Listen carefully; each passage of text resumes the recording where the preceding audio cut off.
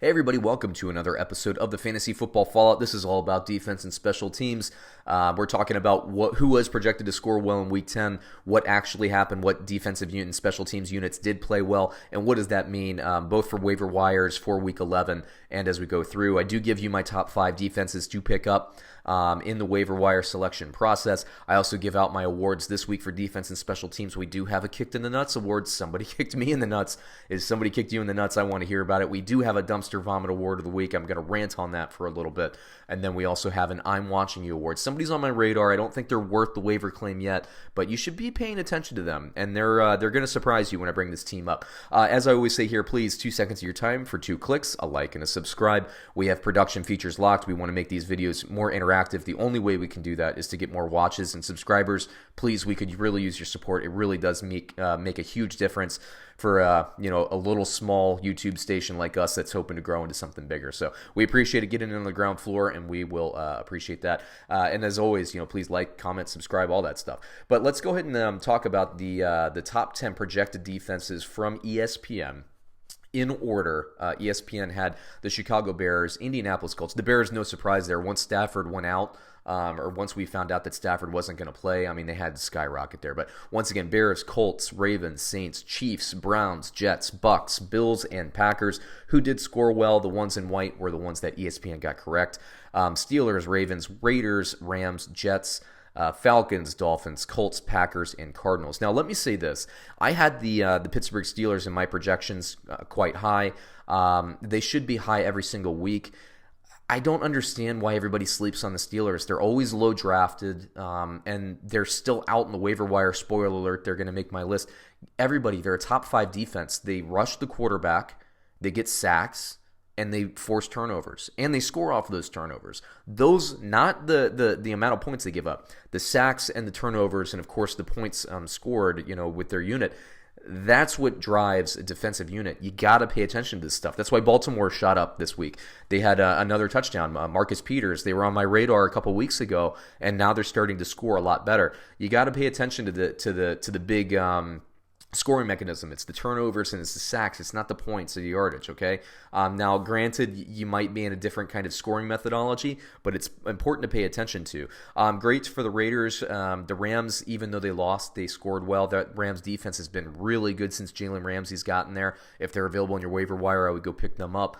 The Falcons, I would not pick up. The Dolphins, their defense is playing pretty well, but I wouldn't pick them up. There's better out there. The Colts play great week to week. The Packers, are always kind of in that fringe top 10. And the Cardinals, good for the Cardinals for being there, especially because they were projected to give up a lot of points. But let's get into my awards before we get into my top 5 waiver plays. The unit, the defensive and special teams unit that kicked me in the nuts. And if somebody kicked you in the nuts, I want to hear about it. Please comment below. The one who kicked me in the nuts this week, the Buffalo Bills.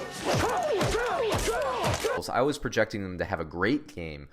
Definitely a top 10 game against the Cleveland Browns. And the Cleveland Browns had mostly a clean stat line. Didn't have a ton of points, which, I actually hit their point projection about on the head. I think I had them in the 15 to 18 range, and I think they ended up at 17 if memory serves. But, Buffalo, I was expecting to just do a little bit more, have some more of those superlative court categories, the interceptions and the sacks. Didn't happen. It's still a great team. That's a game that Buffalo was out. It was out there for them to win, but the offense let Buffalo down. Credit Cleveland. Credit Cleveland's defense, but Buffalo is expecting a little bit more out of them. Now the dumpster vomit. Let me rant on this for a little bit. And I'm emphasizing here defense and special teams. So Kansas City, they were projected to score well. I thought they were going to score reasonably well because pretty much what they had to do is just kind of shut down Derrick Henry. Obviously, that didn't happen, right? And that's easier said than done. And I'll give them a pass. I can deal with a team giving up 30-something points. But did you see the way that game ended? I think in the last 2 minutes, Kansas City tried to kick 2 kicks to basically stretch the lead to 8. And the first kick was to stretch the lead to 8. The second kick, because they didn't get the first kick, was to tie the game up. And they didn't get a single kick past the line of scrimmage. The first one, they snapped it before the holder was even looking at the guy, before he was even ready. So he got it, and I think he threw it away, got intentional grounding. The second one, the kick was blocked. Give me a freaking break, Kansas City. You can't get a single 2 kicks. You can't get one past the line of scrimmage. Pathetic. The reason I'm really irritated about that, though, is I had them covering the spread, and I needed that kick to win some money, and neither one of them happened. So screw you, Screw you, Chiefs. You're too good. You're too good. Come on, 4 losses. You got Patrick Mahomes. Come on, man. You got to do better than that. It's the defense. It falls asleep as soon as Patrick Mahomes gets there. I know they score a lot. I know Peyton Manning used to do this when he was back on the Colts. They score so fast that the defense is always rested. But Mahomes goes out. They play lights out for a couple weeks. Mahomes comes back. They can't string anything together. It's got to be maddening, Chiefs fans. I'm sorry.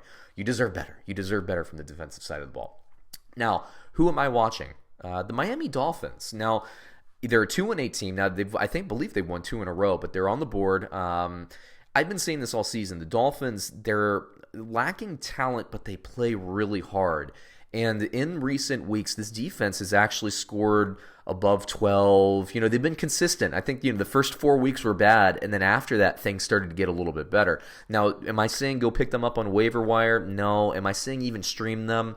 I'm not saying that yet because I'm still worried about the team's talent moving forward. They're just going to be overmatched in some situations, but they're playing better. And if they continue to climb that ladder and play a little bit better, they might be a nice stream for you depending on the matchup. Obviously, they played pretty well this week against the Colts. Can they keep that going? I don't know, but they're going to be playing some weaker offenses, so pay attention. Just have them on your radar. Again, I'm not saying pick them up, but have them on your radar. Now, who do I think you should pick up? My top 5 waiver claims as of Monday morning.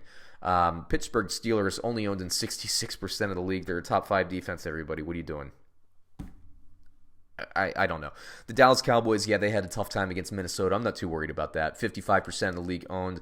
I like them there. Carolina Panthers, I'm not worried about what they did. They lost a little bit to Green Bay. I'm not too concerned. They forced turnovers and they sacked the quarterback. Okay, they're a top 10 defense. I think they're still certainly worth owning. Obviously, I'd see them more as a stream option. Pittsburgh, I think, is a team that you could play weekly. I cannot believe they're only owned in 66% of the league. It boggles my mind. Carolina Panthers only owned in 56% of the league, so they could be out there for you. Philadelphia Eagles, 39.7% owned. They're coming back in. They're also a top 10 defense. And I got the Tennessee Titans. They're in white because they're going to be on bye week. But if you're on a deeper league and you like to stash defenses, also a top 10 defense, only owned in 42% of the leagues. And that number is going to decrease as we get into the bye week. So again, if you're looking for people take advantage of teams that stream defenses and like to stash people, they're probably going to be waived in your league this week. Honestly, more likely than not, they're going to be on the waiver wire. So there you go. That takes me through the defense and special teams episode. I do every single position, so please look for my quarterback, running back, wide receiver, tight end video. I don't do kicker because kickers are boring, and who the heck knows? Adam Vinatieri's missing extra points like crazy. What's going on there? But that takes me through the episode. Please, again, like and subscribe. If somebody kicked you in the nuts, I want to hear about it. Don't forget to comment. I'd love to comment back with you and discuss that. And again, everybody, thanks for watching. Thanks for supporting the channel, and we will catch you on another episode soon.